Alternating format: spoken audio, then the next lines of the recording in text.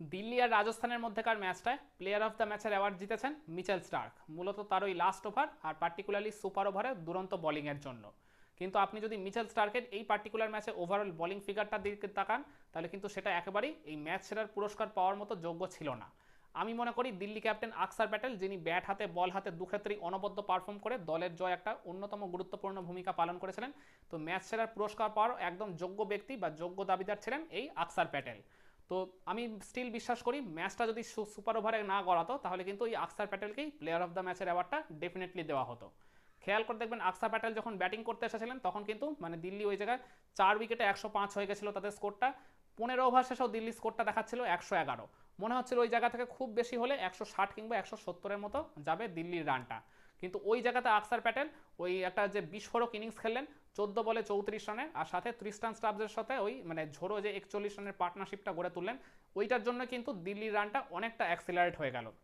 খেয়াল করে দেখবেন ওই আর কি 16 নম্বর ওভারে যখন ওই ওয়ানিন্দু হাসারাঙ্গা বল করতে এসেছিলেন, তাকে ওই পার্টিকুলার ওভারটায় 2টা বাউন্ডারি আর একটা ছক্কা মারলেন এই আকসার প্যাটেল। তো ওই জায়গায় আমার মনে আছে মানে চমৎকার মানে দুটো তিনি বাউন্ডারি মেরেছিলেন, একটা আর কি আউটসাইড দিয়ে অফ স্টাম্প ডেলিভারি করেছিলেন ওই জায়গায় আর কি ওয়ানিন্দু হাসারাঙ্গা স্লক সুইপ করে মিড উইকেট দিয়ে ওটাকে আর কি বাউন্ডারিতে পাঠালেন।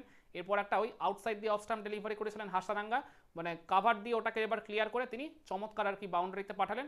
আর এরপর ওই পার্টিকুলার ওভারটায় একটা ওই সেম টাইপের স্লক সুইপে একটা ছক্কা মেরেছিলেন মিড উইকেট দিয়ে এই আকসার প্যাটেল।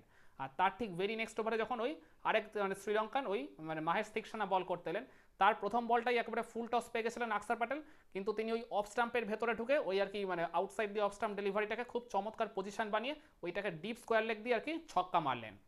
আর এরপর যখন অ্যাঙ্গেল পরিবর্তন করলেন এই থিকসানা, তখন তিনি ওই আউটসাইড দিয়ে অফ স্টাম্পে একটা ডেলিভারি করেছিলেন, তো ওই জায়গায় আকসার প্যাটেল দেখলাম উইকেট ছেড়ে তিনি ওটাকে এক্সট্রা কাভার দিয়ে ক্লিয়ার করতে গেছিলেন, কিন্তু বলের লেংথটা যেহেতু একদম আর কি ইয়র্কার জোনে ছিল, সেই কারণে আকসার প্যাটেল ব্যাটের ফেসটাকে ওপেন করে ওই কাভার পয়েন্টের উপর দিয়ে ওটাকে বাউন্ডারিতে পাঠালেন।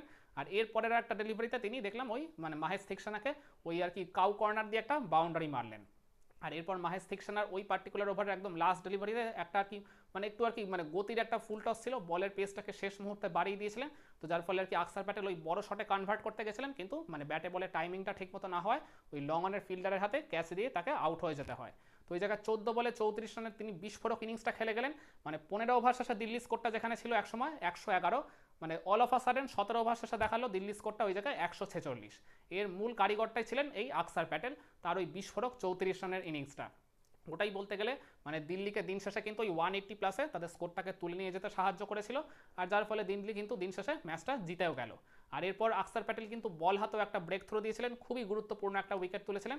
রাজস্থান রয়্যালসের ইনিংসের প্রথম উইকেটটা তিনিই তুলেছিলেন ওই জায়গায় রিয়ান পরাগকে ফিরিয়ে।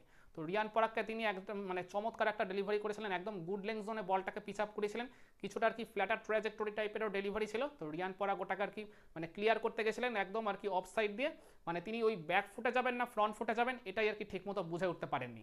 গুড লেংথের বল যেহেতু ছিল, সেই কারণে আর কি বলের লাইন মিস করে পুরোপুরি ক্লিন বোল্ড হয়ে যান এই রিয়ান পরাগ। তো তিনি ওই জায়গায় মানে আকসার প্যাটেল 3 ওভার বোলিং করে মাত্র 23 রান খরচ করে ওই আর কি রিয়ান পরাগের গুরুত্বপূর্ণ উইকেটটা শিকার করেছেন। তার বোলিং ইকোনমিটাও ছিল যথেষ্ট ডিসেন্ট, সেটা আন্ডার 8। তো আমি মনে করি আকসার প্যাটেলের এই ঝোড়ো 14 বলে 34 রানের ইনিংস আর তার ওই গুরুত্বপূর্ণ এক উইকেট, মানে এই ব্যাটিং বোলিংয়ে ওভারঅল আর কি মানে অলরাউন্ড পারফরমেন্সের কারণে তাকেই কিন্তু প্লেয়ার অফ দ্য ম্যাচের অ্যাওয়ার্ডটা ডেফিনেটলি দেওয়া যেতে পারত, ইভেন তিনিই পেতেন যদি না ওই ম্যাচটা শেষমেশ ওই মানে সুপার ওভারে গড়াতো। মূলত ওই কারণেই আর কি দিন শেষে ওই সুপার ওভারের দুরন্ত বোলিংয়ের কারণে আর তার উপর ইনিংসের ওই লাস্ট ওভার মানে এই পার্টিকুলার 2টা ওভারে দুর্ধর্ষ বোলিংয়ের জন্য ওই মিচেল স্টার্ককে প্লেয়ার অফ দ্য ম্যাচের অ্যাওয়ার্ডটা দেওয়া হয়েছে, নাহলে কিন্তু এই অ্যাওয়ার্ডটা মানে যোগ্য দাবিদার আমি আবারও বলছি ছিলেন আকসার প্যাটেল। একমত হবেন আমার সাথে?